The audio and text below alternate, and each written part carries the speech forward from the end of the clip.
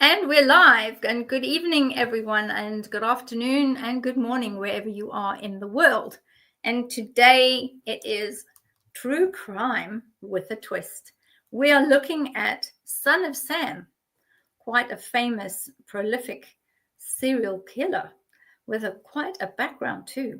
And today, my guests are Aquana from the Florida Muskogee or Creek Muskogee tribe, situated in Florida, and also Kate Sterling, who is situated up in the beautiful lake area. I will ask them both to talk a bit about themselves and to give a bit of a background.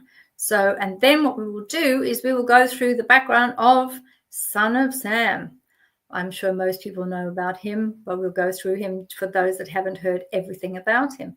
And then each of my guests will go through their overview on what they think was happening with Son of Sam at the time. So I'll start with you, Kate. Kate, could you give us a bit of a background about yourself, please, for the viewers and those that don't know you? Absolutely. There's a little feedback, so I'm letting it finish. Like I'm hitting you twice.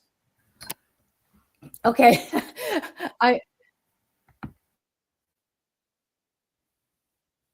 Okay. I'm Kate Sterling, and I'm an energetic healer and a specialist at removing demons, curses, and hexes, and those kind of things. I specialize in removing those kinds of things. Wow, I have so much feedback, Bev. I got to just take care of this a minute.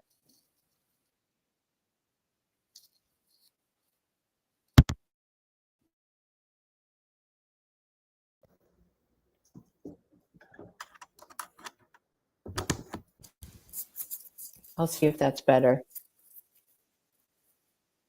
Much better.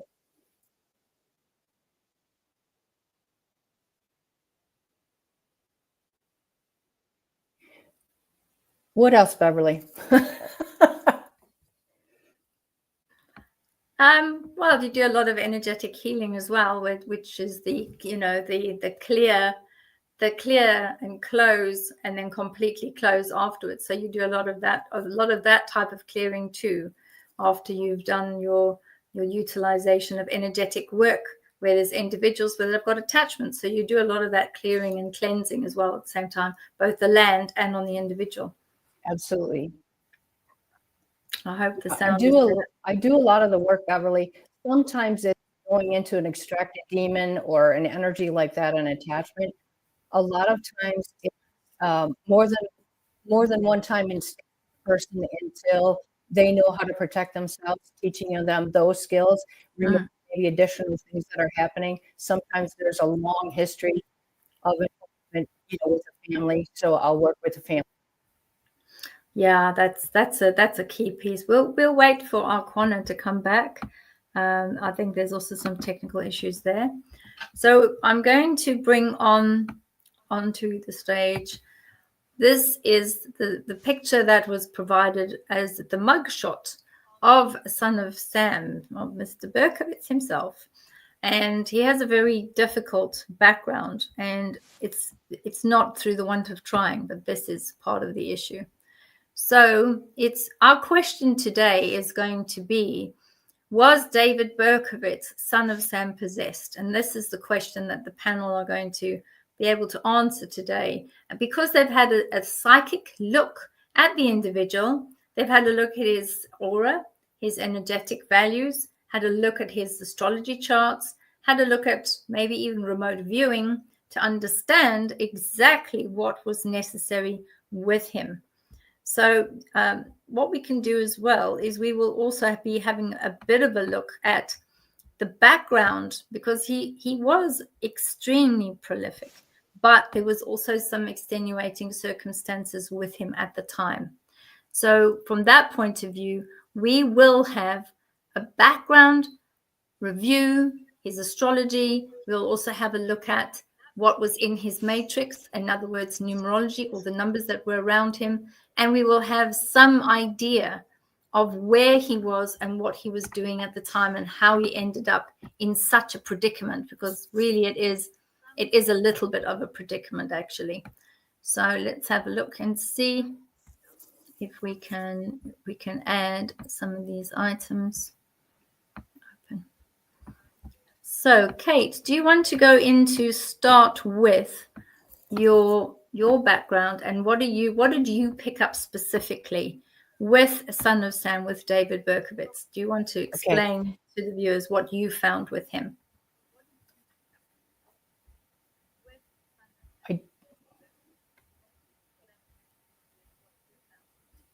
I'm getting so much feedback. I'm just waiting for it to stop a second. But wow, what a complicated history with him. So first question for me was he possessed? Absolutely, 100%. He's got a really long history, and I'll tell you what I picked up on.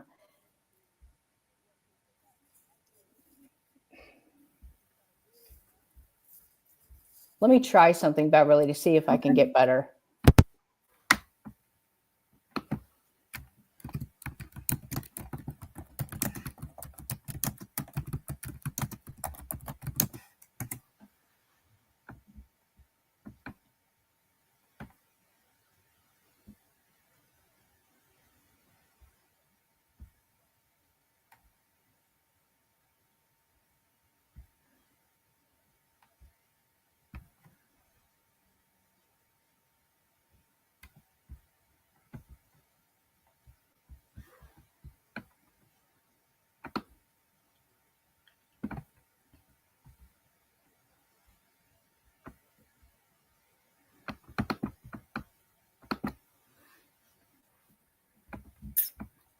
Right, Kate, you are on mute. So I'm going to take you off mute quickly. Let me see if I can do that. Okay. There you go. There we go. And O'Connor's back, which is good. That's great.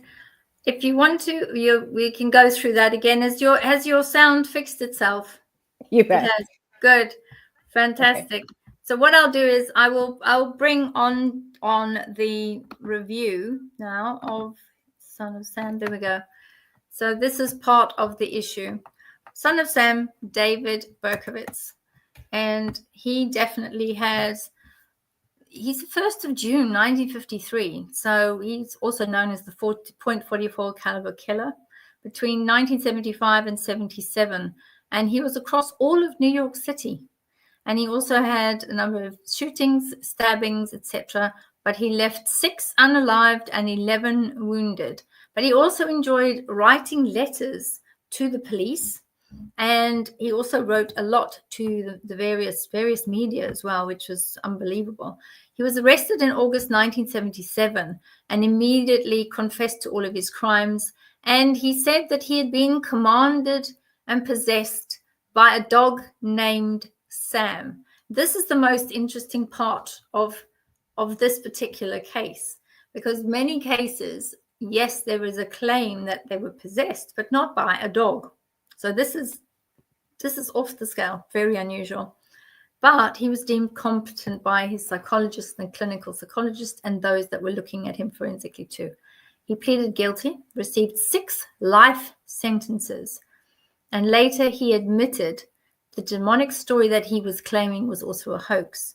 So he had a very unusual, very troubled side to him too. And because of all the media, I think he really enjoyed being quite infamous, and he went down in history a lot. And he was also helping in the creation of the Son of Sam law, which was to prevent criminals from profiting from their crimes. So I think a lot of people don't realize that there was a law actually named after him, Son of Sam laws. He claimed also that murders were orchestrated by a satanic cult, which is an angle that then reignited the investigations, which then ended up with loads more questions. So he was actually born to Richard David Falco in Brooklyn, and he was then up for adoption shortly afterwards by his biological mother. But he was raised in the Bronx by his adoptive parents, which was Pearl and Nathan, but extremely intelligent. So he was able to think extremely fast, but he had a lot of petty theft, arson, and also a lot of bullying that was taking place for him, which then helped to create the type of energy that we see with the David Berkowitz person that ends up coming about. He also, after his adoptive mother's death happened when he was 14, his emotional situation became far worse. He joined the army in 1971, and he served in South Korea, and he was then discharged later. He located his own birth mother, and then he discovered his own true parentage, which then also caused yet another traumatic identity crisis. So certain key triggers, if we have a look at that, there was the adoptive mother's death. That was one of them when he was 14. Then when he went and found his birth mother, that also created an identity crisis for him. So there was a couple of aspects. If you look at the way his path of life went, there were specific areas that caused a lot of problems, and those were two of them. So when we have a look at the rest of the areas, we look at that this is his actual attacks. So it's 1975, he stabbed two women. One of them was 15-year-old Michelle Foreman, who was hospitalized. Then in 1976, he started then with the shootings. So you had Donna Lauria, which was then unfortunately lost her life, and Jody Valenti, who was wounded in the Bronx. Then in October 76, Carl Denaro was shot in the head, but he survived with a metal plate in his skull. And then in November 1976, again, Donna De Masi and Joanne Lumino. Unfortunately, Joanna Lumino was shot and paralyzed. So there's quite an unusual background with these different types of opportunistic attacks. He then escalated, literally went out of control. Now, in 1977, there was something specific that happened to him that caused him to completely and utterly go out of control. And that was when he took the life of Christine Freund and John Deal, who was just wounded. Then again in the same year, in all this is during 1977, Virginia Voskerian was also shot dead. The life was taken. Valenti Serrani and Alexander Eskal was also killed. And then there was the Son of Sam letters that were found. So if you have a look at 1977, after those two incidents that happened, that was literally, that catapulted him into creating this chaotic period of unaliving individuals, a lot of individuals in 1977. This I think is the clue. We've also got in 77, we've got the different individuals, Sal Lupo and Judy Platio were also shot, but they both survived, which was great. And then also Stacy Moscovitz was unfortunately, the life was taken. And then Robert Violante was blinded in one eye. This is all 1977. So we'll move away from the information and we'll go into the overview of what Arquana has been focusing on, because she's also part of the Demon Hunters Inc. Incorporated, which is what Kate is part of, and a number of other of our guests. So welcome, Arquana, as a guest to the show. Have you had a look at these unusual situations that have happened with the Berkowitz individual, but also with his modus operandi that he's undertaken as Son of Sam, because he really enjoyed being so famous? So give us your take and tell us a bit about what you do, please. You're on mute. Let me just take you off. Whoops, let me take you off mute. Let me just. I got it. That's my bad. There we go. No worries. Sorry about that. Okay. Yeah. So thank you for having me. Sorry, I'll figure out how to do the technology soon enough. I did look into the Son of Sam case here. It's funny, like I disappeared and then Kate's now gone, it looks like. So I'm guessing you guys came up with what I did. He had demonic attachments. We all came to the same conclusions. Well, Kate's now just come back. We're playing musical chairs tonight. Welcome back, Kate. I was just talking about you, how I had hopped off and then you were gone. Okay, so I'm assuming you guys worked out. Yeah, he definitely had demonic attachments and all that. But I found it one. I don't know if y'all mentioned this, but he did have a lot of head injuries as a child. So I think that split from those injuries allowed, lower level attachments at that time while he was a child. And because he was looked like he was into starting fires and committed a lot of crimes as a younger child. So I think that allowed for attachments. And then I do think once he was out of the army in like 74, 75, and he got into the, are we allowed to use the SATA N word? When he got into those kind of cults and worship, I believe that's when he really got a lot of attachments. I mean, he even said like the names he gave, it was like the Duke of Death. So that's obviously a Duke level attachment. And then the 22 disciples of hell. So yeah, for sure, he had a lot of demonic activity going on there. That I mean, he was actively, I know, participating in the 70s before he went like really, really out there in 77.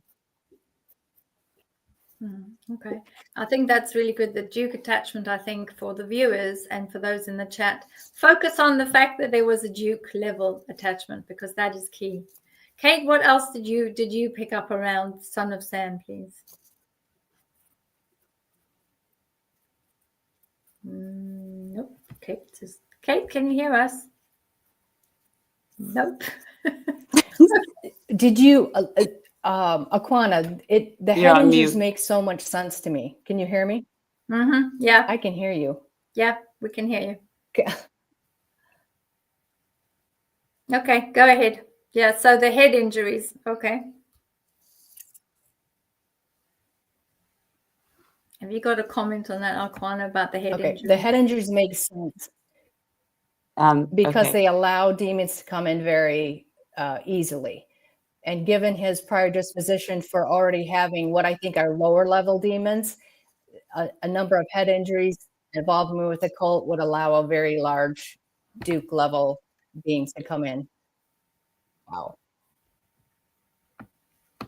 Yeah, I think Kate, what else can you say about the Duke levels? Because the Duke levels are very high levels, and they normally have what they call a legion of individuals that are part and parcel of the work that they're doing. So have you ever come across, or have you ever done any work with removing of Duke levels, as well as any of the demon legions? Can you comment about that, please?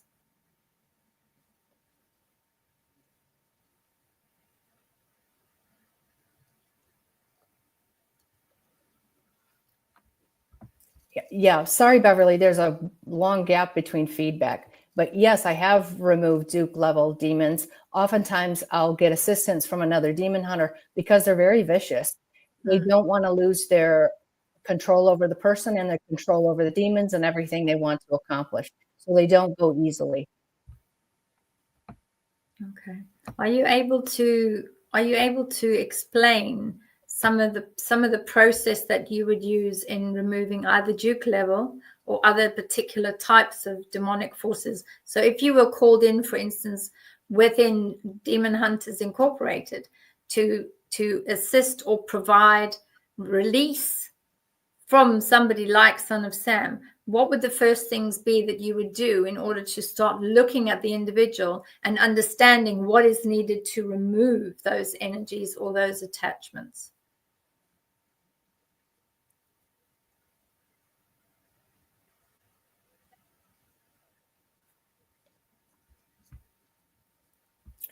The first thing I do is place that demon in a box with the six what do you call it, 6 directions: northeast, west, south, up, below and above, so that I have safety and that the person has safety. And then I assess what is going on and how many are in there. Are we talking about Duke level or other? Okay. And have you had a situation yet where you're busy with a Duke level with all the legions that are with that?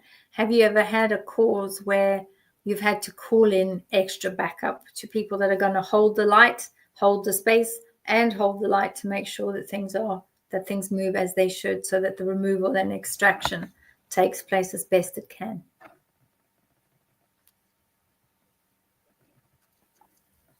I've absolutely had that. I had it once, and now I'm going to approach one that I call in another demon hunter, Because what they'll do is they'll give the illusion that they're gone.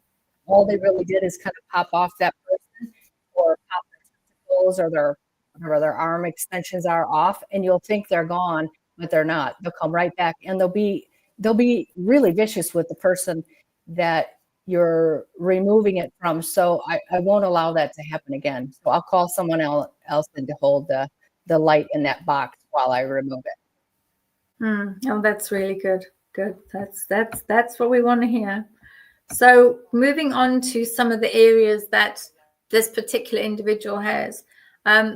Did either of you notice that there seems to be, with Sun and Sam, there seems to be specific gateways and points throughout his life as a child, but also later on, that when he was a teenager and older, when he was lighting all these fires and doing all these unbelievable things, that there were these specific areas in his life where he reached a milestone, but then that energy changed and a different energy then came in. And then we noticed that around about 1977, when he went on that complete spree of taking as many lives as possible, that seemed to have been the pinnacle. And that seems to have been the level, the way he was then, where he seemed to have had a possession of a duke, or a duke level, plus any of the legions that were part of it.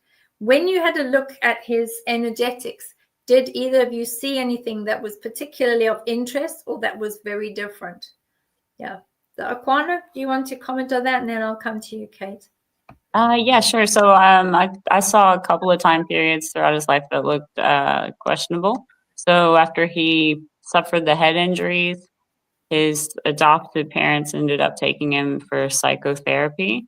So he was obviously at a young age already displaying some problematic behaviors.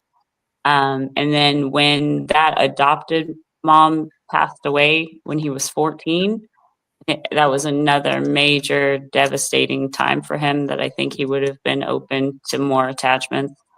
And then when he found his birth mother and he got the history of how he came into this world and how he was given up, that was another major red flag moment for me, where I believe he was opened up again to more attachments. So it just, throughout his life, things just kept happening to him that just made him more and more susceptible. Gosh, well done. And Kate, what were your findings with that as well? Because I know you also did a lot of research on him.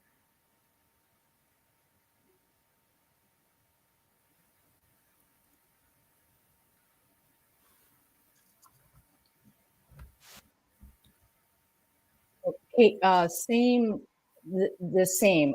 I don't believe that he's acting by himself. I really feel there's been a cult with him from the very beginning. I think he was identified very early.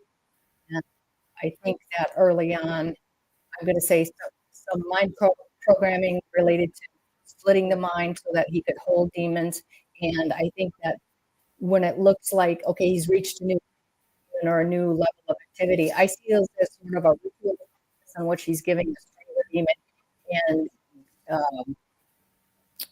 and more power, let's say, within the cult as well. Wow, that's a good take. That is. I'm also going to bring on his photograph again for us.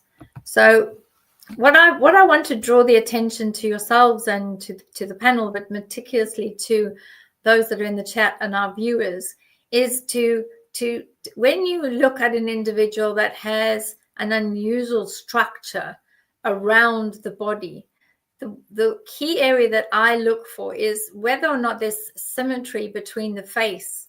And by taking a piece of paper and crossing off a half a side of the face, so actually looking at the two different sides of the face and looking at whether the energy on the left and the right is the same, and whether or not the energy, if it is completely different on either side, have a look to see what those anomalies might be between the two sides.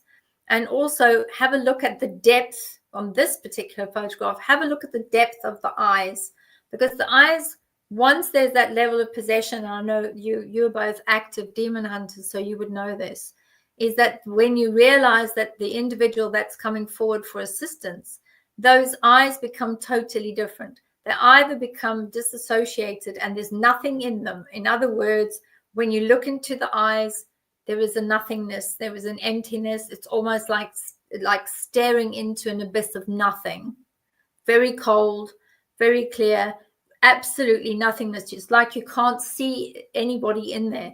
In this particular picture, if you have a look at him on that particular side, look at where his eyes are.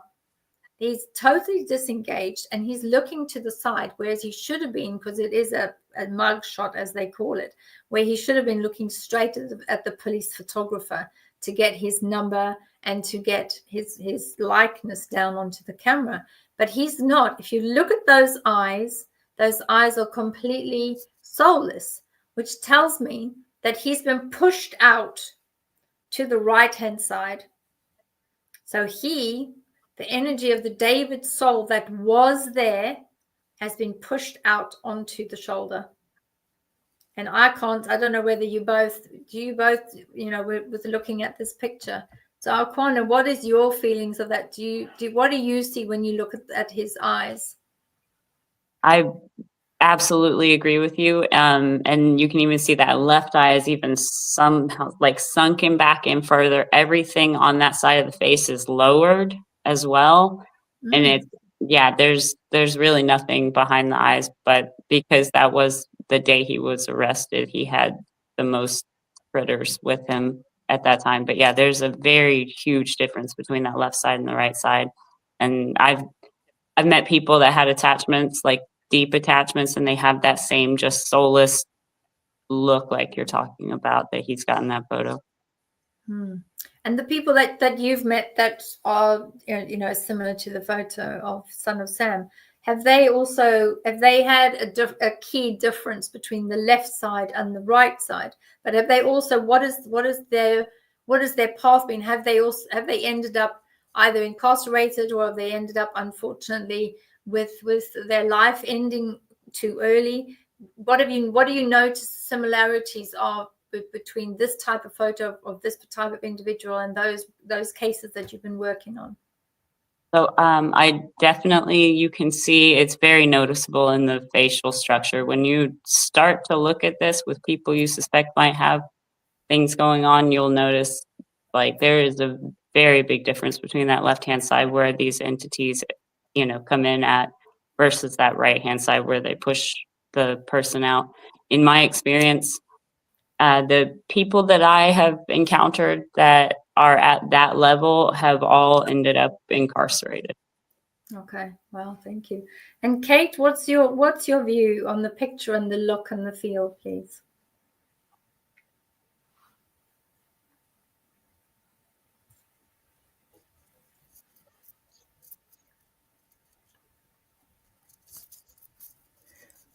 Totally agree that there's such a difference in the symmetry between the sides. There's this feeling of even after committing the most like grotesque crimes or whatever, there's this wry little smile that they have on their face. Oftentimes that left side will be kind of lifted in this with like a smile on their face.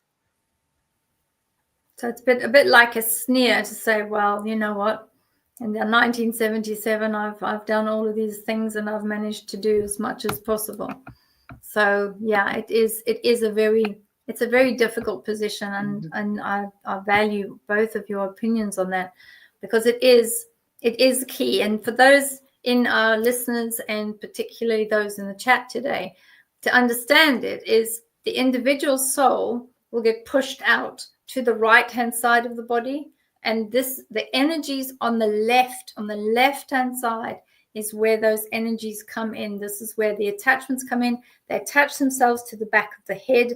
They can also attach themselves sometimes to the top and to the third eye, but they will also attach from the back side. They don't always come through the front. You might think that they would come through the front, but they don't always.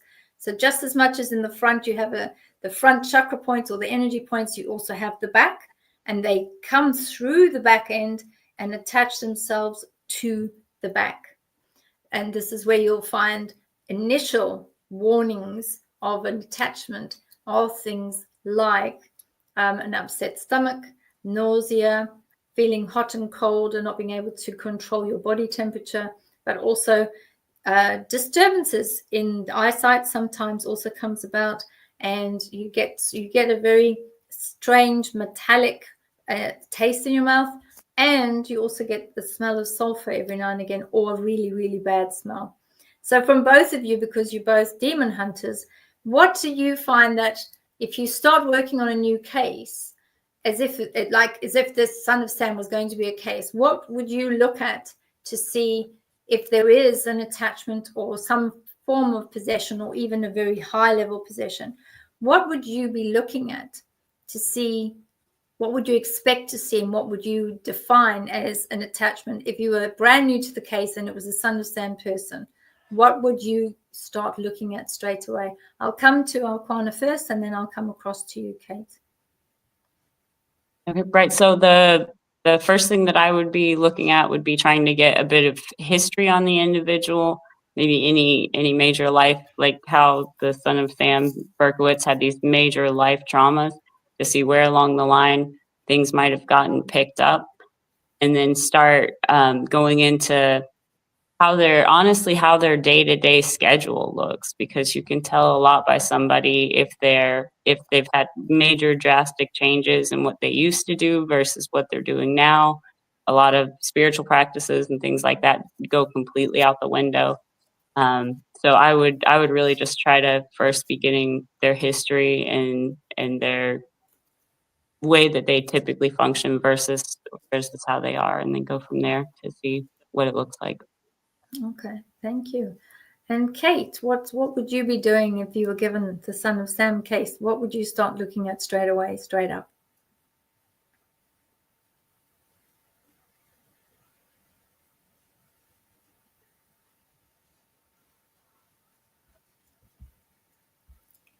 My process is to do an initial sketch. Like, I literally draw out the sketch of his body, of his shape, and then I'm looking at, where do I see the energies? What are those energies? And what else do I see going on? I take some notes. Then what I'll do is say, well, let me look at when he first came in. What situation was he in as a baby? Because my mind and attention was drawn there. So I drew that, and then through different stages in his life to see, has the demon changed? How the energies changed? What is like a common theme? Who may be interfering from what has happened? That's a good point. So both are excellent points, because they're at different stages. When I used to do a lot of the demon hunting in South Africa, a lot of the things that used to come was particularly around childhood, right up until the age of 8.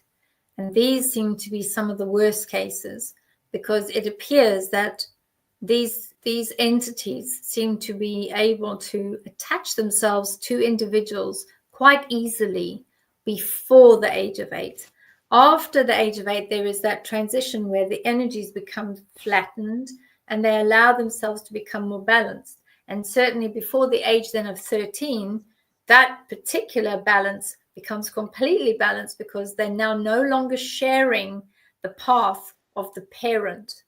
So at age 13, that person, the child, will move away and the parent will move away. So you've got that parting of the waves where those two energy bodies stretch out, and right at the last minute, the parent will disengage from the child. And this is why we've got a very difficult time at age 13. And that's why they say that's the most difficult time. It is because there's the disengagement at a toroidal field level, or auric field, where the two are completely separate. But at the same time, if there's anything from the age of 8 to the age of 13 that had caused a schism or caused that auric field to move open like that in such a way, that's where they're able to enter into. So it's quite interesting that you both approach a case in a slightly different way, but you get to the same results.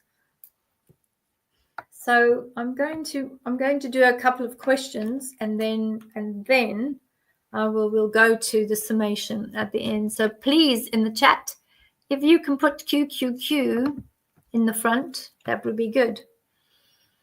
Katz is saying, is he similar to the Night Stalker in intelligence and baiting of investigators, like a superiority over us? So I will come to Aquana first and then move across to Kate, and then I'll comment about it afterwards. Aquana, what's your view for Katz, the question that Katz has put to us, please?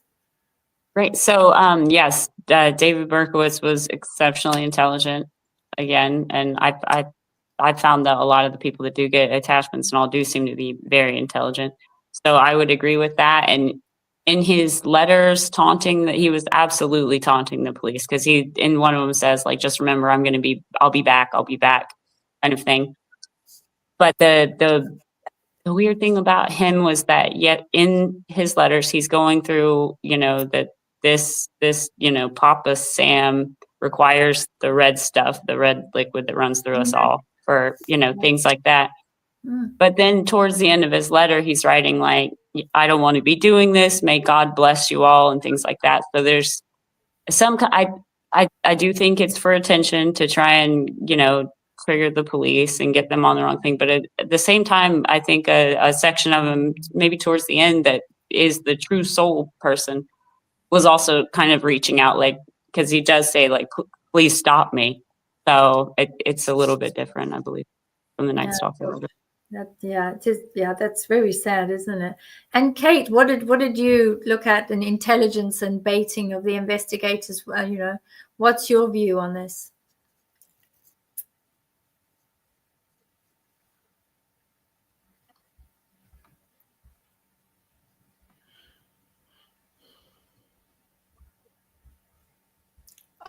I feel like at several times in his life, he was actually kind of trying to fight to come back. That would take a lot of power, because he was he was heavily influenced and had the other, more than one demon in. And I think that was one of those times. It was. So I think I do agree with both of you that there was a lot more going on. The one aspect is with the superiority over individuals, over the investigators, and over everyone. That was a key clue, because with him putting forward this superiority complex, as well as stating everything that he did with the baiting, that was very clearly the demonic influence. That was the demonic influence going, no, no, no, no, no, no. I'm going to have some fun with you humans now, because this is what you're going to do, because I've got total control. And what I felt when I looked at him, I felt that this man was desperately trying to come back out into his body and reclaim his body, because the key aspect for him was when his mother decided, when he was a baby, that she was going to give him up completely. The father had a lot to say about it, but never stopped it. And she did then give up the child. And this is when the very, very first opportunity, in my view, happened, when there was the schism in that auric field, when it allowed one of the, not necessarily the lower field, but a slightly higher one, to come in and utilize his body, his soul, and his soul path, the way that he was going to go forward.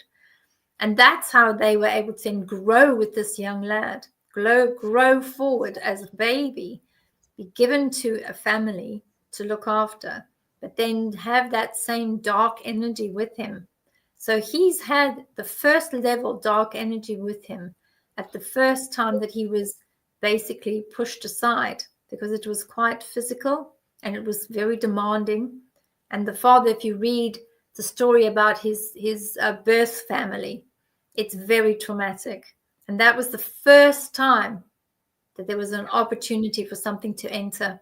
And obviously, because he was just a wee baby, didn't have any opportunity for anyone to help him, and nobody was going to help him because he was totally abandoned. It was easy then for the first and second and third levels to enter a baby, which continued until he was about 8. So then you have the superiority saying, all right, this man belongs to me. I'm going to do what I want to do. So really good question there, Katz. excellent question and great responses as well. We've got another one that's come forward, is Phoebe. And she's saying, I've got cute little doggies too. Phoebe is saying, I watched a documentary that a lot of Satanists believe in the duality, and some do worship JC as well as Shaitan at the same time. Is there truth to that? Or is any balance between good and evil letting them in? So that's a very good question, actually. We haven't had a question like that before, have we? So I'm going to go to you, O'Connor, because you obviously are from the Creek Muskogee tribe. So I think that some of your belief systems within your tribe might be able to answer some of your views on that. Could you answer the question for Phoebe, and then I'll come to you, Kate? Okay, sure. So, excellent question, Phoebe. What, from my understanding of the, what do we call them, Satanists? From my understanding, they purposefully invert everything. So when they're saying God, they're meaning, the Satan guy. They don't actually mean like God. So the whole flipping with Jesus and the Lucy guy, Lucy. Mhm. Yeah. So they flip those. So that's why you're going to get the mentions of both, because it's a way of inverting something that's a good thing to make it all negative. But yeah, so I think that's a valid question. Absolutely. I think they do And both. within your tribe and within the belief system of the tribe, with this sort of thing, how does the tribe view this type of possession? Or if there was somebody within the tribe that was to be, bringing about these sorts of evil deeds, is there anything that is handled any differently between, the Western facilities that we know and we understand, but is there anything that is done differently within your peoples and your culture? Sure. So within our culture and our beliefs, we understand the duality of nature, and that there, of course, there's bad things and there's good things, and that's accepted. They need each other to function and maintain a balance. If there were a possession or something of this nature, they would go to our Shaya, who's our medicine maker, and work with him. And we do have, I know of tribal members that have had attachments that have had them removed. And then you would use a certain kind of medicine that he makes, that you would, cleanse yourself, cleanse your house, get all the entryways, everything draped, soaked with this medicine, and then you'd leave it open facing a western window to draw the rest of any residual away in attachments. But yeah, you would go to, somebody to get medicine, and it would be somebody that understands that complex duality, that knows how to work with. Oh, that's very informative. Thank you, O'Connor.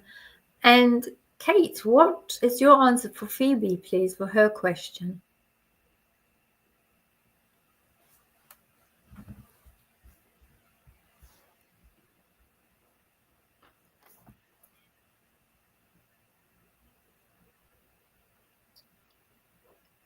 I believe that those that work for let's say for the dark side, they see it as a duality too. They've even set the system up so that some of them are, let's say, servants to the big D, and others are servants to the big L. So there's half of it is in service to what they call the dark side, and half of it is in service to the light side. But both dark sides working together. Yeah, that's a really good aspect. It is a difficult one, because that level, without the light there cannot be darkness, and obviously without the darkness there cannot be light either. So it is where the duality is shown, but in some cases one is able to provide a superior level of activity as a dark warrior or as a light warrior. There's two different aspects. So yes, there is truth in the balance between good and evil, letting them in. most definitely. So we'll come back to the questions in a few minutes.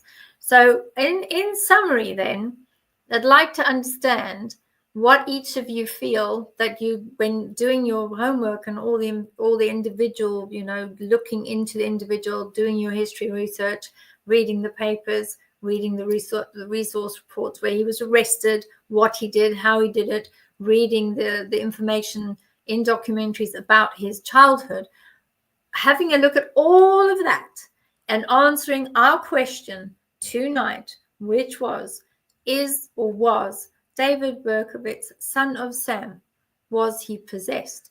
In answering that question, your final summation, please. And I'll go to Aquana and then I'll come across to you, Kate. So Aquana, over to you. All right. So in my opinion, absolutely, there was demonic possession there. I agree with you that the first opportunity would have been as he was born and passed over. I think Kate mentioned this, but I picked up the same thing, that he was raised in a very around cult type of people. So I think that attachment coming in at such a young age, I think that he had people that were at the ready waiting on him to have these moments so that they could help other lead inside of him. So yes, I think all of the things that happened to him through his childhood up until he went on that frenzied spree, which by then he was just fully demonized. So that was that demon taking as much of the red substance as it could get. I think knowing that the end of this really happy home that they were enjoying was about to be taken away, because he was doing things and being sloppy. And I think in those police letters, it's how he was kind of reaching out. I think those entities within him sensed that, and that's what went with that friend in 77. But yes, absolutely. Oh, thank you. And I'll move over to Kate. And Kate, now, what's your summation, please?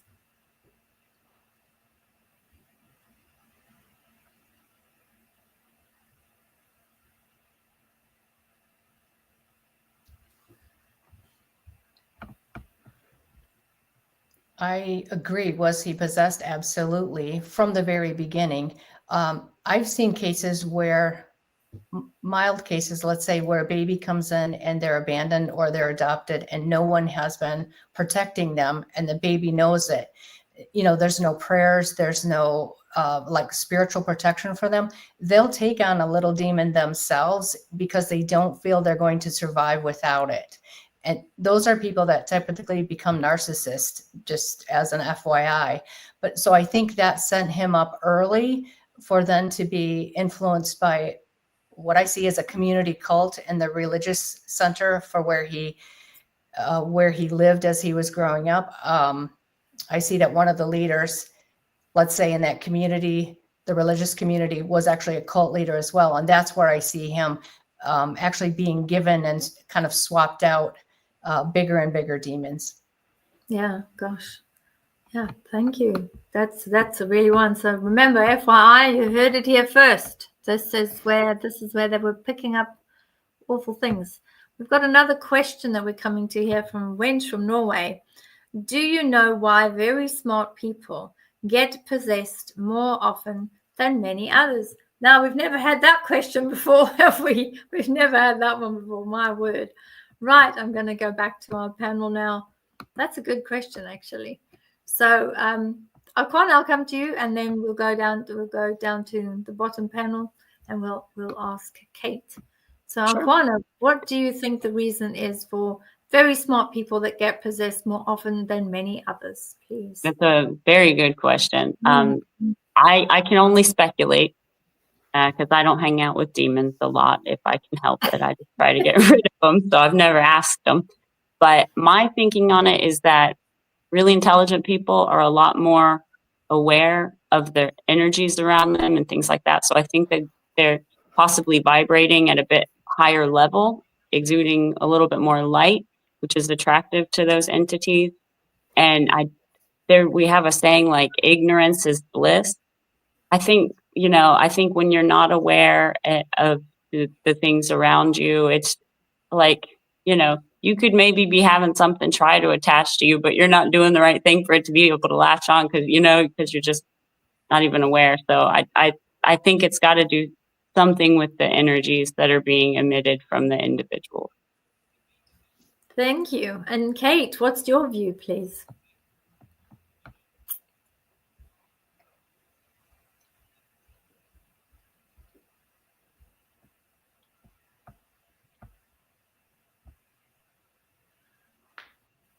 I think, I'm sorry, there's such a long feedback for me, so I'm answering as quickly as I can. Thanks for your patience.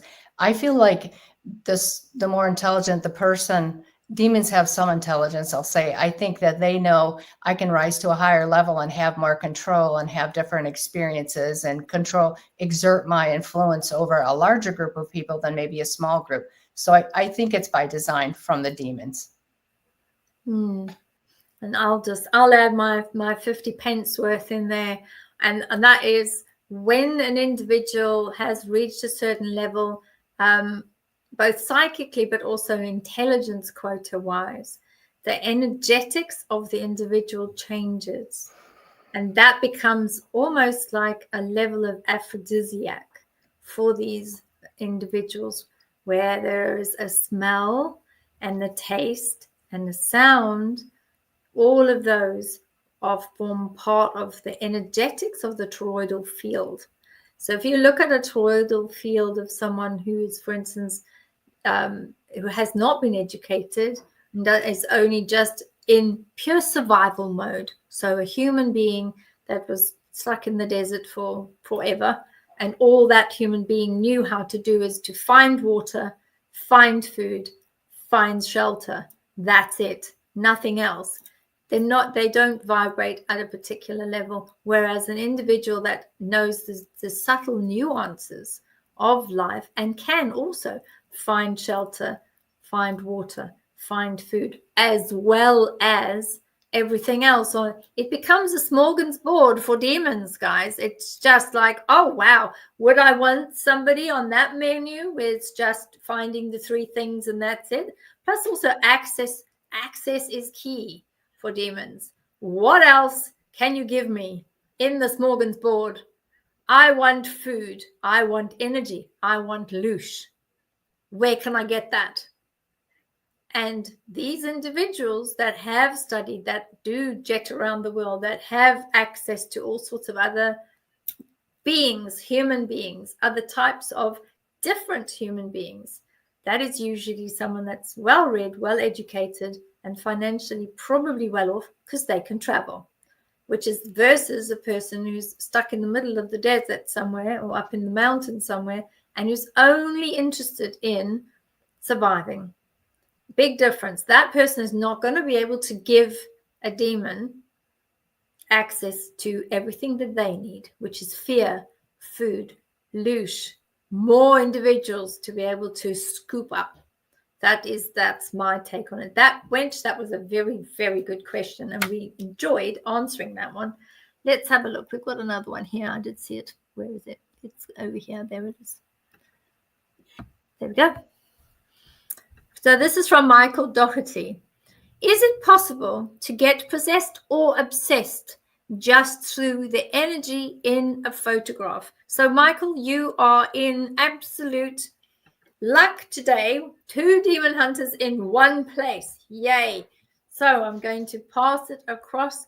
I'm going to go, Kate, to you first, and then I'll pass over to Okwana. Is it possible, Kate, to be possessed or obsessed just by going into photograph, please?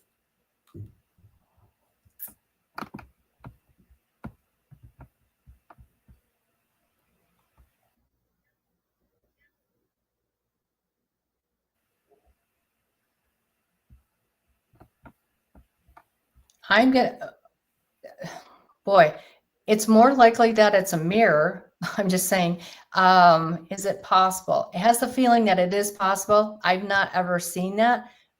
Maybe Beverly could explain if it is or not, but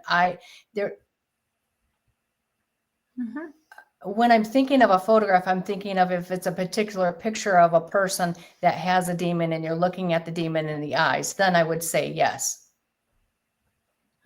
I would agree with you there. So I'm going to pass over quickly to Aquana.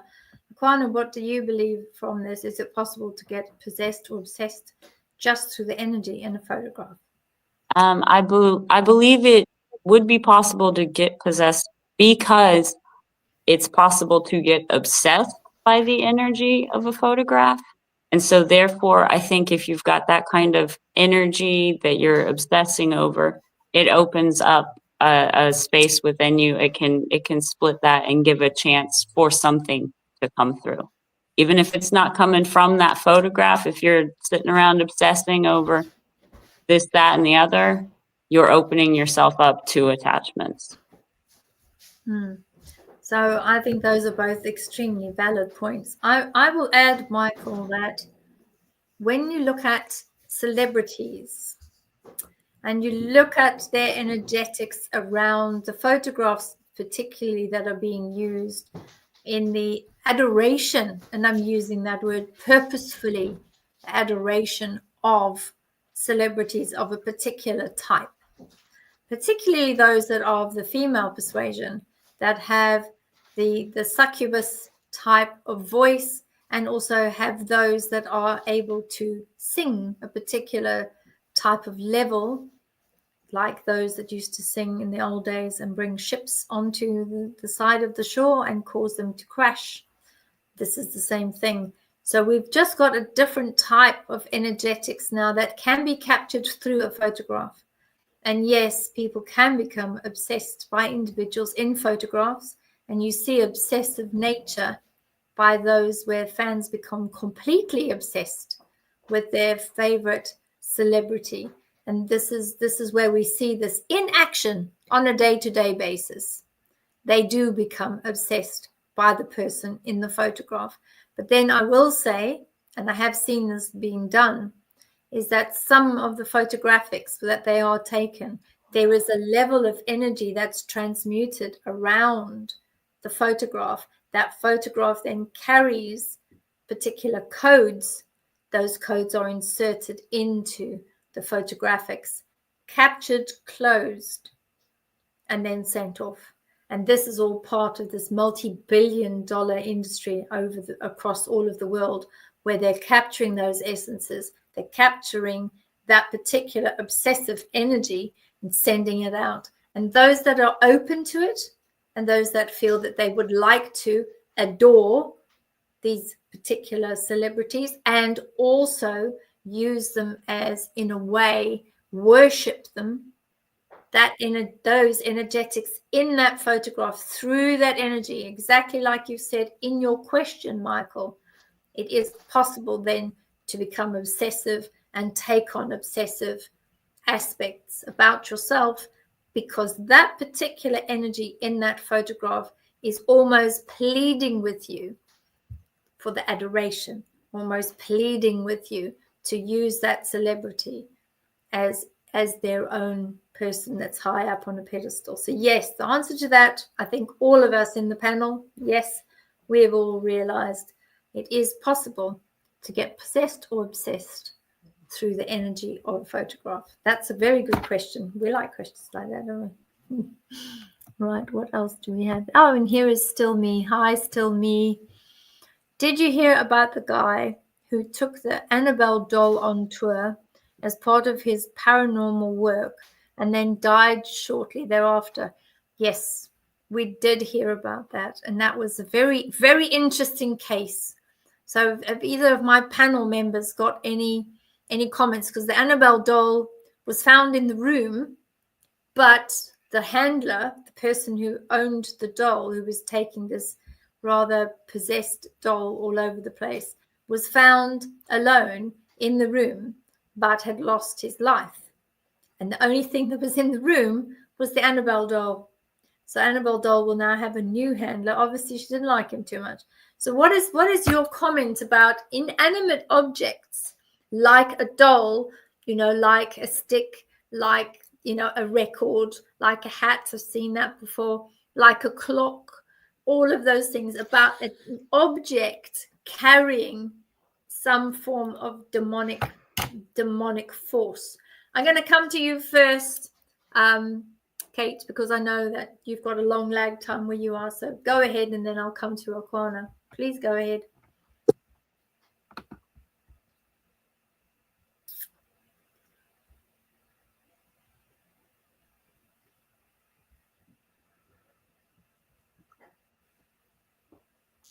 Okay, I'm here.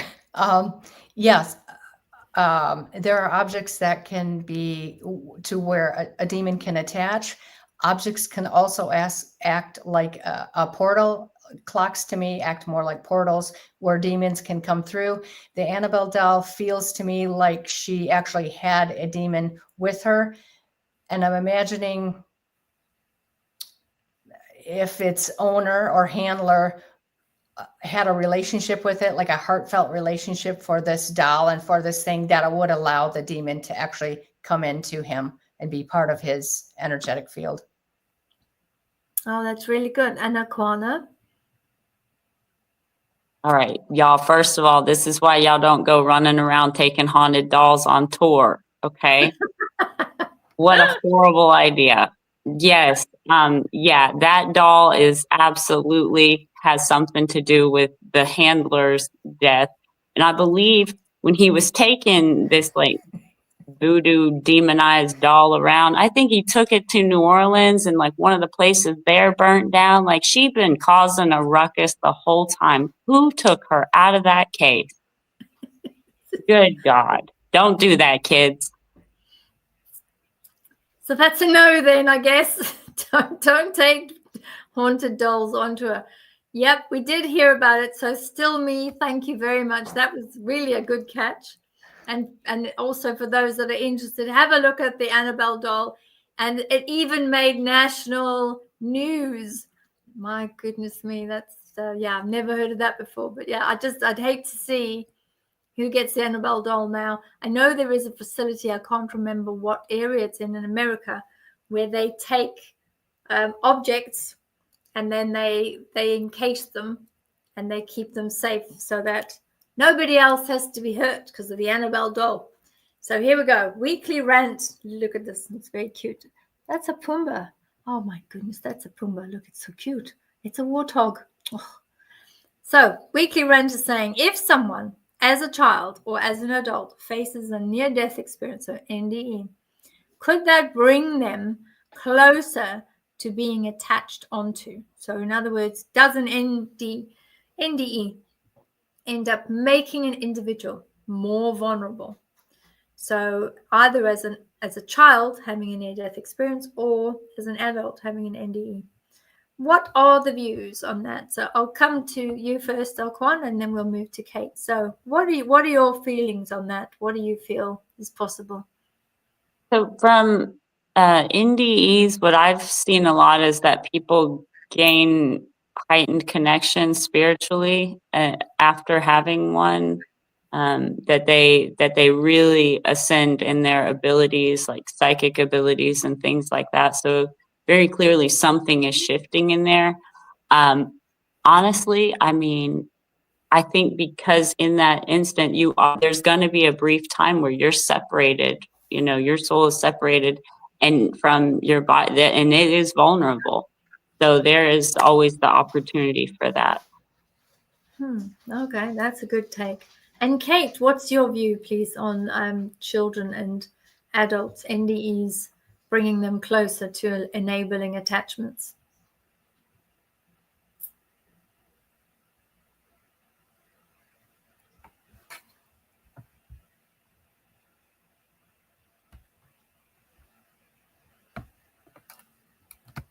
It looks like to me when somebody has a near-death experience that they're out of their toroidal field that would normally protect them.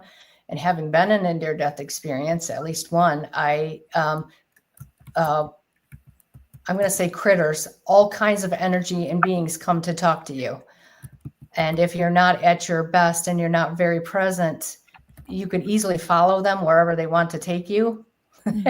Or they can follow you back in when it's your time to go back in. They can literally jump in with you. Yeah, They can, absolutely. That's a really good set of commentary.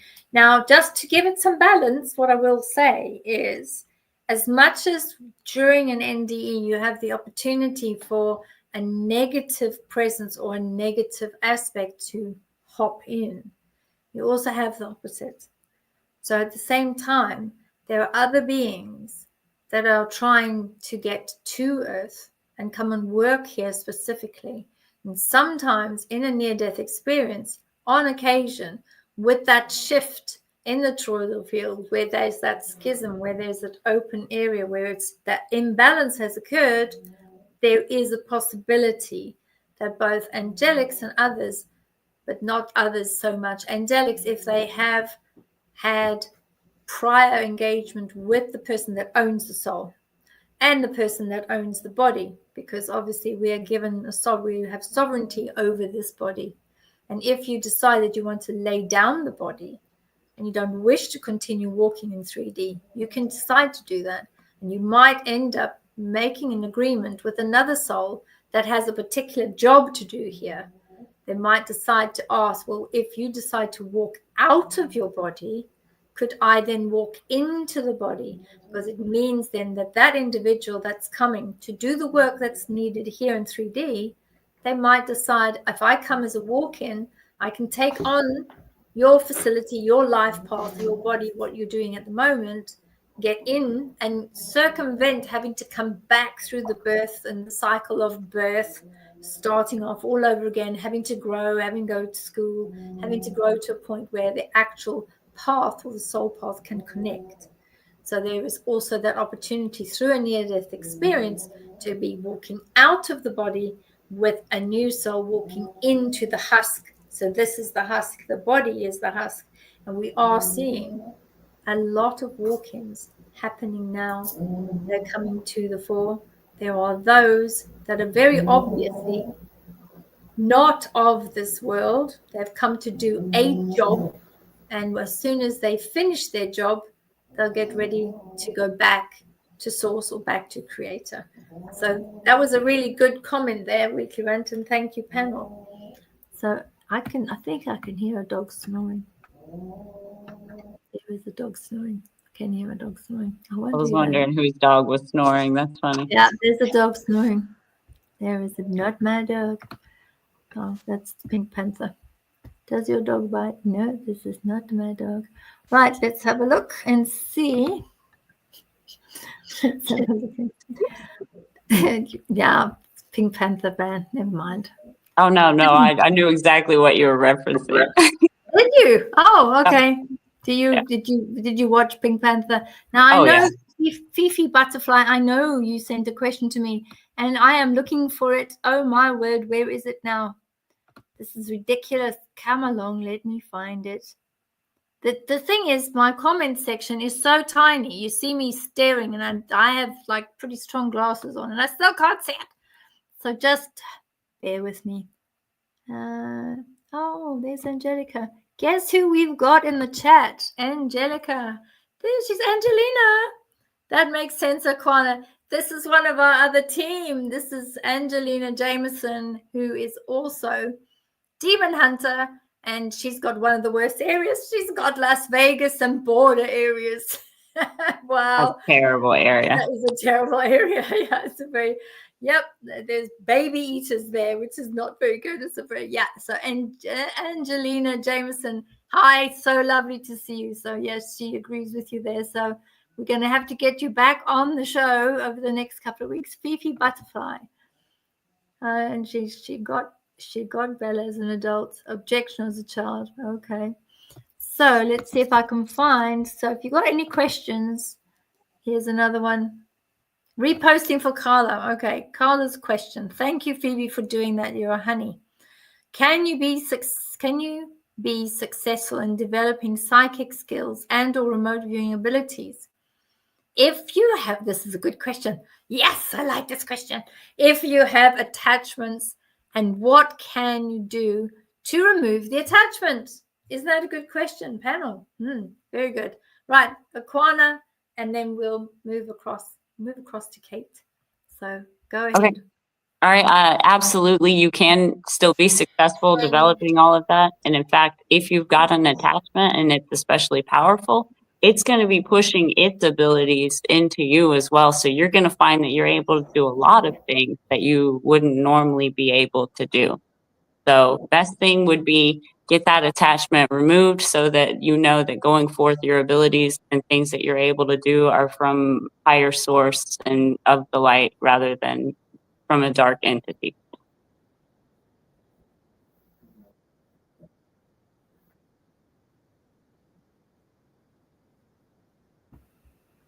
And Kate, this is your cue to answer Carla's question, please.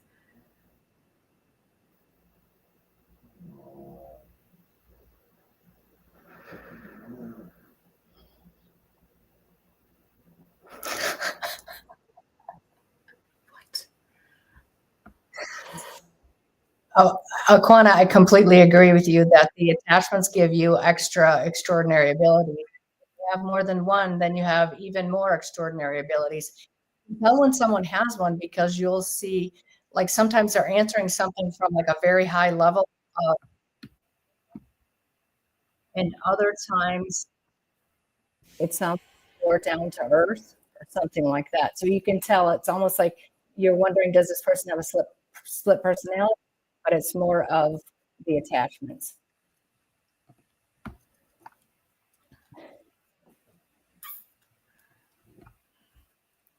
Right, so let's have a look. I think this is another one. Certain things you pray for. Yep, let's have a look. Energy work. Little Miss Madhead Jane. That's very interesting. And she's saying, I did some energy work on my soulmate and it nearly killed me as he has a demon. Or he is the demon. I had pleurisy rib breaks. Oh, Lord, that's really painful. I've had pleurisy. It's not nice.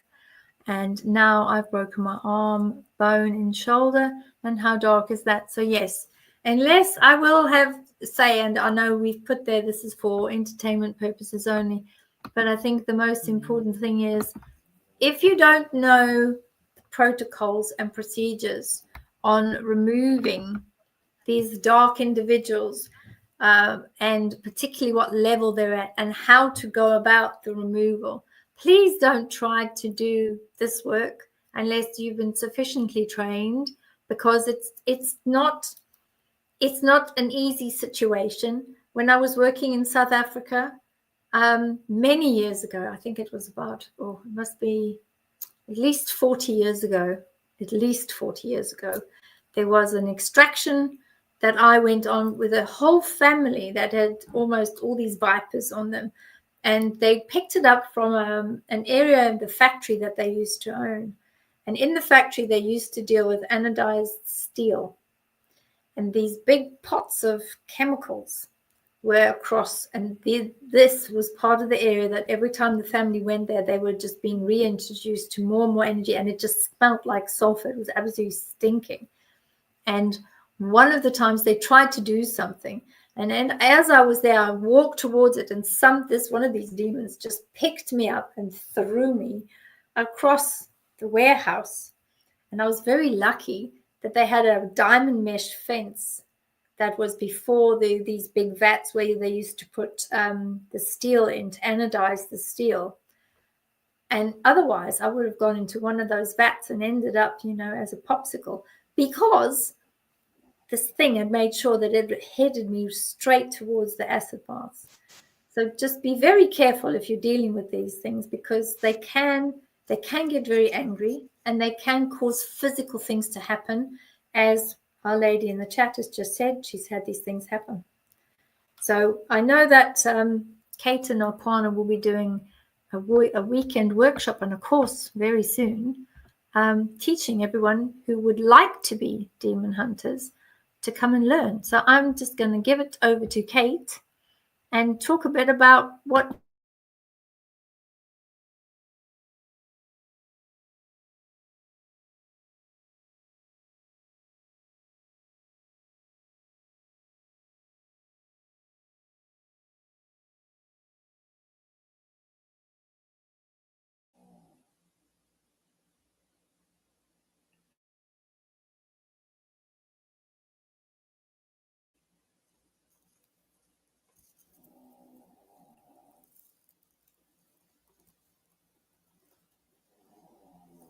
Are you able to hear me?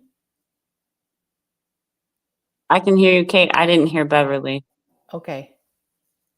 Me either. You want to just guess what she asked? I know she Well, said why something not? about the Well, demon workshop that we're going to teach. I heard about that's that. Yeah. yeah, that's what I was saying. You go Okay. ahead. Yeah, just Okay. go ahead. It's fine. Okay. What we're going to do is we're going to teach people who are beginning demon hunters or wish to be a demon hunter. We're going to teach them all the skills. How would you protect yourself? How do you approach the case? How do you extract them? There's different levels, so each one requires a little different extraction procedure. So we'll teach those the safety and what is required for that, and kind of the ins and outs from experience. We'll talk about real life cases that we've had. We'll talk about how we work together, how we work separately. What do you do if you're clearing like a sacred space or sacred land versus a person? Because the techniques are a little bit different. How would you go about clearing, let's say, your home or any kind of being or interference that you feel? We'll talk about all that and we'll get into the details of, again, like the safety and the protection. Yeah, I think that's going to be great. Alquana, would you like to say, because I know you're participating in this workshop, what would you be doing and how are you going to be teaching sacred fires? Are you going to be teaching removals in the traditional way? What will you bring to this amazing weekend? Sure. So the way that I approach removals and extractions is from a Native American perspective. So I would be, like Kate's going to show how he does things. I would also be demonstrating how I work with my sacred fires and how I call my guides certain, protective herbs and plants and things like that we use to keep us safe during these extractions because they are very dangerous, as the person in the chat found out. It's very dangerous work. So I will be offering it from a different perspective of how I approach these removals, and then I think it'll be a good chance for everybody that attends to see what resonates with them on a personal level, because at the end that's what is going to serve you the best, is whatever is resonating with you as truth. That is your truth, and you can take the skills and things that we offer and mix and match them if you want. Use your own things that you do. So it's just another perspective on how this removal can be done. We also know that that you provide a service of the traditional medicine bags. Are they medicine pouches, medicine bags? Would you be talking about including that in the talk, or you're not going to be including them? Nope. Okay. No, that's bad. No, that's sacred information. That will not be. That won't. No. No. Well, it's a question. My medicine man would kill me, y'all. I can't go back to the grounds and talk to him. I'm not getting in trouble. Okay. Bon. That was that's just a question. Just a question. Sorry, Mungme is Creek word for no. It means no. So nope. Nope. That's a no then. Okay. All right. That's a no. So we've got Denise Menace. And this time I said it right, Denise. I didn't say Dennis the Menace. So I did it right this time. And she says, seems the demons go after the younger people who are more gullible. But maybe I'm wrong. Are they attracted to those to those containing the most bright light? So we'll come back to this as a question. So Kate, what do you feel about this with the younger people who are more gullible? Or is it because of more light, or is it another reason? And then I'll come to you next, then Alquana. So Kate, you go ahead.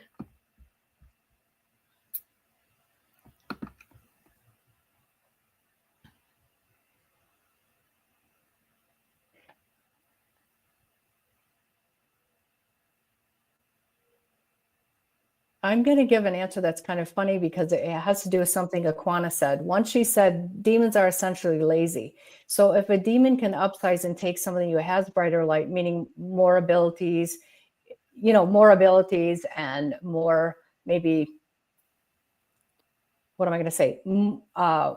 More energy, they're more expressive.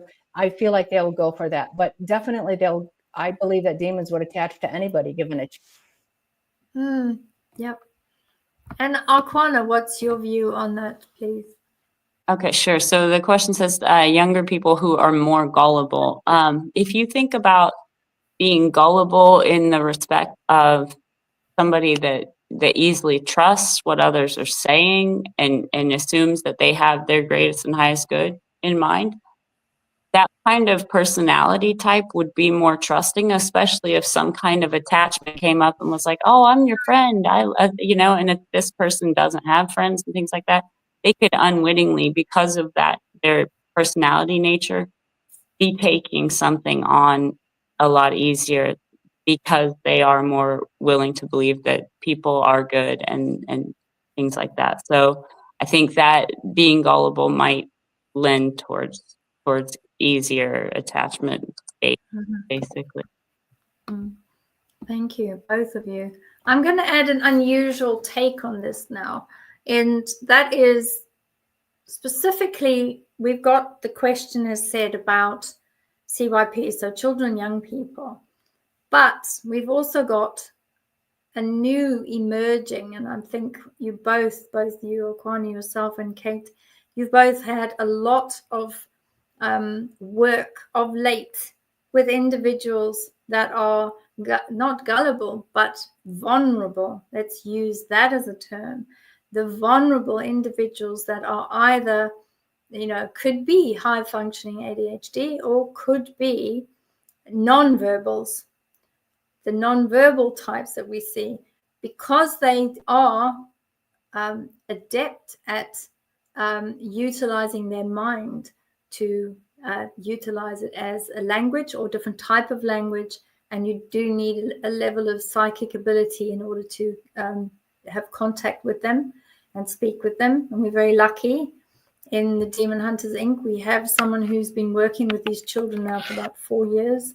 And she has that ability, direct ability to contact and to speak with them from mind to mind. And she has been developing a way in which, or protocol, if you like, that she's using on a day-to-day basis. And actually, this is in an army-based school, so it's experimental at the moment, but it's working extremely well. And we find then that these younger people that are either non-verbal or those that are in the vulnerable category, we do find that becomes quite not only interesting, but it becomes an easier target for the lower forces and those demonic forces, because they are by nature naturally more trusting, because they don't have the filters that those that are of a different level would be. They do allow most of their filters to move away, so they don't see the danger. They don't have the ability to perceive danger, and they won't feel that awful negative vibration from some of the lower entities, so they won't see it as danger. Therefore, they'll still go ahead and do whatever's necessary because they believe that it's fine, that they won't be hurt in any way. So this is a new type of person, being, that these dark warriors are moving out towards, and they are focusing on them because they're extremely easy targets. And as you've both said, they are very lazy. And non-verbals, ADHDs, and other individuals and children are very, very easy targets. So let's be aware. Most importantly, let's look after our children, keep them safe, and make sure that we're not only looking at individuals in such a way that there could be harm from PDFs, these people that are attracted to children and young people, but also individuals that might have attachments that would then be particularly interested in a child with a bright light. And I will say, non-verbals have a very bright light, and ADHD and ADDs also have a very, very bright light. And this is why they become easy pickings for these demonic energies. So I hope that answers your question there, Denise. That was a good question, actually. Very good question. Now, I did see another one pop up here somewhere. I think we did do the Still Me. Yes, we did. We did the one about Annabelle. That was very good. I think there's one here for Aquana. What does it say? Oh. So Fifi Butterfly is saying, Aquana, I listened to a guy yesterday who belonged to an elite family. The groups they interact with have duped indigenous people and used their beliefs to convince them that they are deities. How awful. What a horrible person. What's your comment on that? My comment would be like nothing's changed since the Spanish arrived in the 1500s and did the same thing to the indigenous native peoples. There's something in our DNA that is special that these elite people and these weirdos are just drawn to and trying to take over and use as their own. It really greatly upsets me for these people. And I don't know if you've got a way that you can contact Beverly or something. If you could get me some more information on this guy and their tribe, I would really like to reach out to somebody with that tribal group. So please, if you can contact Beverly through the truecrimeWithBeverlyRhodes@gmail.com and just give me some more information, that would be amazing. That would be perfect. Thank you. Yes, Fifi, that's quite sad, really. We try and find a way to get the show to get in contact with them. Kate, have you got any comment about that, please?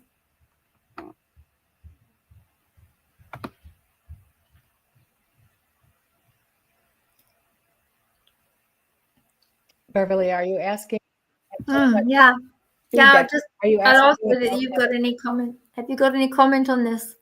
Yeah, absolutely. It's the same story repeated over history. You find those people that are the most special and that are very soulful and that have all these beautiful spiritual gifts, are very connected to the earth and connected to each other. You try to break that by pretending that your deity is better. Yeah, it's not good. Weekly Rant. Oh, we've got a thank you from Weekly Rant. There we go. Thank you for answering my question. Oh my word. I've been clinically unalived twice. Once as a child. I felt like I was watching. I've been protected by something, gifted things I wished for. I'm scared now. I'm scared now. Oh, that's not good. No, it's not necessary to be scared, because if you have been there and back and come back again, obviously you're meant to be doing something. So you would be protected. Weekly Rant. Don't go worrying about this. They've got your back. They definitely will be looking after you. There's no need to be afraid, because that scared energy, it vibrates at a very strange. It does like a popcorn energy, really. So you don't need to do that. I would rather take your energies and focus it on the fact that because you are being protected, remain in that blissful state, knowing that you have that white light around you and that you are being protected. So, Aquana, have you got any comment about this? And then I'll move to Kate, please. Yeah, I think that was a great response, Beverly. I would also tell you, Weekly Rant, you've obviously come back from this. You have a level of protection that you're even aware of, and your ability. Those protectors are just going to help you elevate your ability, so long as you keep your focus for the greatest and highest good of all, and keep your focus on just serving the light side of things. You have nothing to worry about, nothing at all to worry about. You're highly protected. Your gifts will increase, and they are just that. They are gifts from Creator. So use them, help other people. Perfect. That's great. Thank you. And Kate, what do you have to say to the Weekly Rant, please? I agree with the quantum. You keep choosing light every day, every moment you think about it. You keep doing those spiritual practices that call in the light and keep you connected. You'll be absolutely protected for the rest of your life. That's perfect. Oh, and we have got some feedback, guys. Panel, we've got some feedback from Michael Doherty. And he has said, the photos I have are of ghosts and other beings. I have no time for celebrities. Good idea. No time for celebrities. Brilliant. One place I have been may have had demonic stuff. Hellfire Caves, West Wickham. Oh, yes, West Wickham. Absolutely. That must have been good. And such a sweetie pie. Michael has said, thank you, Beverly, Alcona, and Kate. Yes, if you've got those photos of ghosts and ghoulies and other beings, just please send them to the show because maybe we can share them here. I think the panel, we'd all love to see them, Michael. So yes, thank you so much. It's a pleasure. Yes, stay away from those other things. West Wickham. Oh. Anyone that knows UK West Wickham, there's lots of strange things happening there. I used to live down the road from a place called Pluckley in the UK, which is one of the most haunted places in the UK. And it's a real trippy place to go to, but it's a lot of fun. Well, if you like that sort of thing, that is. Right, Fifi Butterfly. Beverly mentioned dragons being present at birth. The other day, I was wondering if you would please explain about that. Okay, that's interesting. Bit off topic though. Guys on the panel, would you like to have a go at the dragons at birth? And then I got nothing. You got nothing. Come on, Kate, and you. I really want to hear what you're going to say, Beverly. I could talk about dragons, but I really want to know what you're going to say. I'm just here for the answer. Oh, Lord, the two of you, you're so funny. Right, okay, here we go. So, dragons, yes, we all have them. We all assign them. We do have the dragon entities that are, I'm sure, has anybody ever wondered, how do you get from one of the dimensions into this dimension? You don't just plop into this dimension. That's not how it works. You have a dragon entity or spiritual side that will then collect you, bring you down to the portal of the womb. Yes, that is what the womb is. It is a portal. That's why it's rounded, and that's why the belly looks rounded, and that's why the young ones that are in there are placed in there as part of the portal transition. So this is where these particular types of dragons, different colors, different races, different types of beings, and they utilize that entry point. So it's almost like coming down through a portal first. They bring them down to 3D, which is us on Earth. They place that into the portal, the mother's womb, along with the dragon. So the dragon that will be assigned to you for your life, along with the dragon. So the two are curled up together in the portal, the womb. They then enter through whichever method, either directly out through a slit, in other words, cesarean section, or through the canal and push through. The human person comes first, followed very closely by the dragon. The dragon then remains with the baby and watches over the baby until such time as either it decides, I don't want to be here, I've signed up for too much in my soul planet, I'm not staying, I'm out of here, says to the dragon at that point, I'm not staying, I want to go, and leaves. Alternatively, if they continue to stay and remain, they will remain with that baby, going through the motions, talking to the baby, because these babies that cry a lot, they're trying to adjust to coming from a full-size person into a tiny squashed little wee thing. The dragon does know how to communicate and will at some point communicate to the baby, to the parents, or the caregiver, however that is. Eventually, before the age of about 2.5, 3, not exactly sure when the transition happens, but it does. When the speech, the language has been removed, when the secrets and the remembrances and all the memories that you've brought with you from the other dimensional areas are removed and flatlined, that is when the dragon then moves forward, dives into the heart chakra area, and then moves in a circular motion around the heart and stays curled around the heart with its tail into the heart chakra. So you have this perfectly rounded dragon around the heart with its tail into its head, and it holds you in that light and helps you through your path in this life. So there you go, Fifi Butterfly and the panel. This is my explanation of the birth process and the dragons. And this is commonly known. So there you go. You can look it up. There's Yeah, Kate, why didn't you know that? Common knowledge, Kate. That's hilarious. I know. Oh, Lord. Surely if you put into YouTube, into the search, dragon something or other, I don't know, put that in there and see if I'm sure everybody knows. I know, everybody knows. Everybody's talking about it. No, it's just you and I that didn't. Yeah. No, it's not. I'm not to be silly. Anyway, Fifi Butterfly, there we go. Don't forget to get in touch with us and tell us all about what this other thing that you found out. Right, let me have a look and see if we can find another question, because we're heading up to the hour. There's one. I found one. This is from Sue C. Jellies 67. She says here, Beverly, are you saying the stork story was really about the dragons? Jellies, that is just tickled. That's tickled. That's tickled me. That has tickled me. Yep.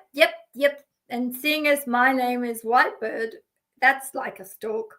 Yes, the stork story is actually about the dragons. And I will find other people that have the same understanding of the dragons. Honestly, I will find them. I will go and find them. I will. It shouldn't be hard. It's common knowledge. It is common knowledge. Common knowledge. You're being rude. You're being rude. I ask my neighbor and see what they say. Ask your neighbor. But your neighbor is tribe. So your neighbor will know in tribe. Tribe understand about dragons. I'm going to ask a non-native neighbor. Lord, I think we've run out of questions on that note. And now I'm going to ask Kate. Come on, Kate, you said you know about dragons. So I'm going to put you on the spot now, seeing as others are being rude about me talking about dragons. Come on, Kate, give us some insight about dragons. Go for it. Go on. Go. Okay, what am I on the spot for? Dragons. Oh, dragons. I didn't know about the birth process. I will, however. I will study that tonight and know. But I have had many experiences with dragons and many healers of light. Well, all healers of light that I see have their dragons enacted. They're very powerful protectors. Very, very powerful. And every demon hunter I've seen has a dragon and will have others show up to do the big clearings or to do clearing land where there are maybe hundreds of thousands of demons and other things that need to be cleared. They're very protective. They're very heartfelt. They get a really bad reputation, but I don't experience them like these storybooks. Yeah, I don't experience them like that either. I must be honest. They're fiercely protective, and funnily enough, they're the only ones that I know of that can take on the Draco or the other reptilians or the other. They're so powerful. Yeah, they just annihilate them. And the one thing they can do is they have a screech that is so high pitched that the last time I heard it, it was like, oh my God, my hair, not difficult to do with this hair, but it just stood on end. I looked even more like a witch than I do now. But yeah, it was one of those where you just heard it and you thought, oh my God, that's one of them. Because they just, that pitch is so high. And then okay, watch out, Akoya. There's something going on. Akoya means be careful. And then there is a dragon tongue as well that is spoken, which is similar to light language, similar to star language, but it's a dragon tongue. And it's one of the ones that the ancient Celts used to use, and also the ancient Nordic people used to be able to speak the name of the dragon in the dragon tongue. And they used to be able to call the dragons in the dragon tongue. I think I only remember because the family that I come from used to be able to speak the ancient Cornish Celtic tongue. And I've only got 6 words that I can use. That's it. Very useless. 6 words, but that's all. And I've held on to those 6 words because I know that it actually summons the mist. That's the only thing I know how to do in the dragon tongue. Not very helpful, but you know, who knows? You might need a mist one day to water your tomato plants. Who knows? Maybe one day it'll be useful. So I wanted to say thank you very much to my guests, and thank you to everyone in the chat. And I hope that you've enjoyed the Son of Sam discussion today. We went a little bit off topic, which is fine. I will also say that in the future, we will be creating a book, which is a coffee table book of the true crime with a twist. All of the special serial killers that we looked at, and all of the reasons why we thought that they were or they weren't, had a possession or something walking with them. And that will be done after we've done 12 episodes. So we're sort of halfway through. Well, no, we've found episode 5 now. So we've got a bit of a way to go. But once that's done, that'll be all transcribed with the photographs, everything put into a book, which I think would be quite nice. Unusual true crime with a twist. Different sort of twist, you know. And we've got in the future episodes, we've got a psychic detective coming on who does a forensic review. We've also got an individual that looks at the astrology charts of the particular victims as well as the perpetrators, and they will be looking at how is this possible? Is this possible? How did it change? When did it change? We've also got someone who's looking at soul plans, an individual that's looking at the matrix side of the numerology and why things changed for the perpetrator, how they became a serial killer. So we'll have all sorts of different views coming forward at a later stage. And then we're going to have one show that is just all demon hunters. And if we're lucky, we'll have Chris from Australia, we'll have Angelica in the Las Vegas region, and maybe 1 or 2 others. So we'll just have one show with one very difficult case to review, and we'll see what everybody says. So come back, come and see us again every week. And thank you for joining us. Remember to like and share so we can get those views up, please, and keep the show going. And thank you very much to everyone. And of course, good night.